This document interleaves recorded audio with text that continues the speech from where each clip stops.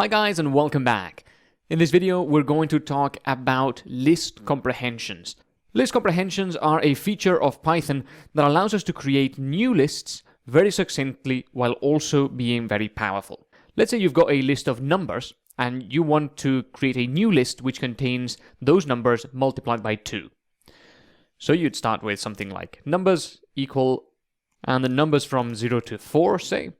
And then you want doubled numbers to contain those numbers, but every number multiplied by 2. What you'd have to do without a list comprehension is you would have to use a for loop to go over each number in the numbers list. And then you would have to say doubled numbers dot append to add a new number to the doubled numbers list. And you can append number times 2. And then at the end you can print doubled numbers. So this would do what you want. If you run this, you'll see that the output is 02468. Instead of doing this, you can use a list comprehension, which actually has similar syntax in many places, but it's much shorter, and once you're accustomed to it, it's also a little bit easier to read. How you do that is you would say doubled numbers equals, and then you start off with some brackets. You put here the value that you want to use in the new list, which would be number times 2. And then you put in something like what you see in a for loop. So this is a shorter way of doing exactly this piece of code here. You say, I want to put in my new list number times 2, where the number is each number in the numbers list. And the syntax for that is, again, inside square brackets, the value you want to create into the new list for the variable that you want to use in the list that you want to iterate over to create this new list. So again, it does exactly the same as this. You create your new list, iterate over the numbers list, and add the new number into the new list. So you can just delete this, and of course move the print statement underneath so that it exists when you print it, and the output is exactly the same. Now remember that instead of creating your own list of numbers, you can use range, so you can say in range 5. Now this is exactly the same. You're still creating your new number variable that only exists within this new list, and you are iterating from 0 to 5. And every iteration you're putting into the new list number times 2. Notice that here you can put whatever you want. So it doesn't have to be number times 2. It could just be 5 if you want. And then what you would get out would be 5555 because you are repeating 5 times and the value you're putting each time is 5. If you want, you can go back to number times 2. But again, just wanted to tell you that anything goes in here. You don't have to use this variable. You can put whatever you want. And like I mentioned earlier on in the course, if you're not using the variable, you normally use the underscore for it to signal that you don't care about the variable in here. Let's say you've got a list with your friends' ages and you want to create a new list which contains a string describing your friend's age for each of your friends. So you could create something like age strings, and in here put an F string. My friend is age years old. Now you want to create this string for each element in this list. So you would say for age in friend ages. Let me just make this a bit bigger for you so you can see it in one line. So this is exactly the same structure as we had before. You've got your brackets that signal that you are creating a new list. And then because of what's inside it, you know it's a list comprehension. You've got this for loop there. And what you're putting into your new list is this string. My friend is age years old. And then you're creating the age variable that you're going to use for each of the values in your friend ages list.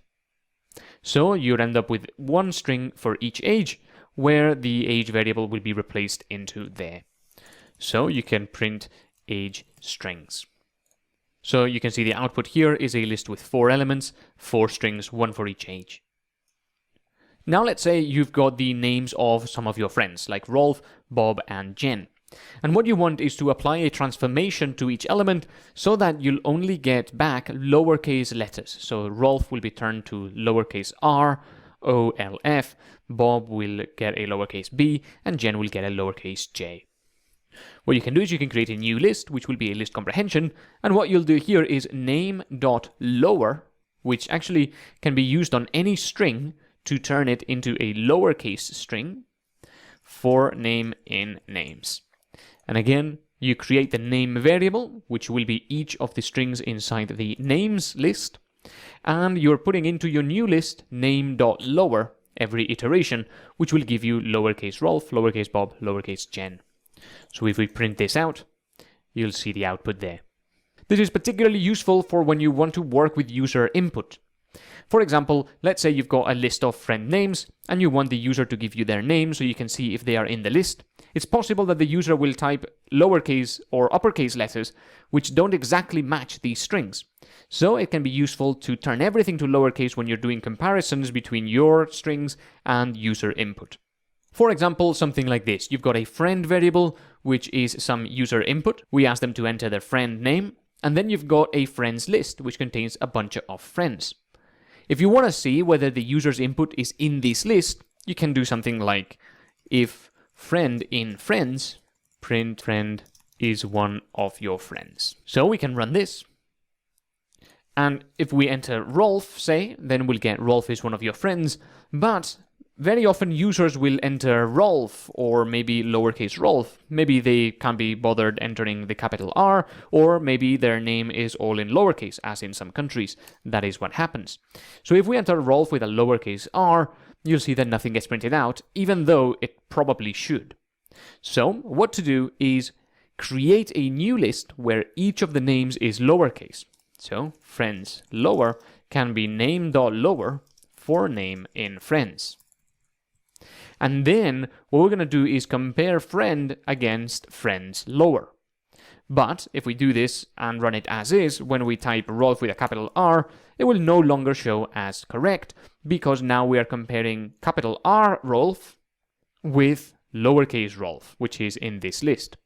So we also have to turn friend into lowercase in order to have a fair comparison. So we'll do if friend.lower in friends lower, then we will print out. This has a benefit, which is that now I can type Rolf with a capital R, and it says that it's one of my friends. But I can also type Rolf with a lowercase r, and that's also fine. Finally, I can type Rolf with any sort of upper or lowercase letters, and it will be correct. By the way, if you wanted to print this out with the usual capitalization, which is the R uppercase and the rest of the letters lowercase, and that's called title casing. And you can do that on the friend here by doing title. So here I've typed Rolf with all uppercase letters, but because we're printing friend.title, what that does is it turns it into the traditional title casing, which is that every word in the string will have the first letter as uppercase and the other letters as lowercase. So this can just be a small improvement, and of course you can put this into a separate variable if you prefer, just like that. So either goes, it's up to you. So that's it for this video. We have learned about list comprehensions, which, to recap, have a structure of the new value that you want to put into your list for the variable that you want to use for each iteration in the iterable that you want to go over. And this doesn't have to be a list, by the way. It could be a tuple or a set or anything else. In the next videos, we're going to learn a bit more about list comprehensions, including how to add conditionals to them to make them a bit more flexible. Thank you for joining me, and I'll see you in the next video.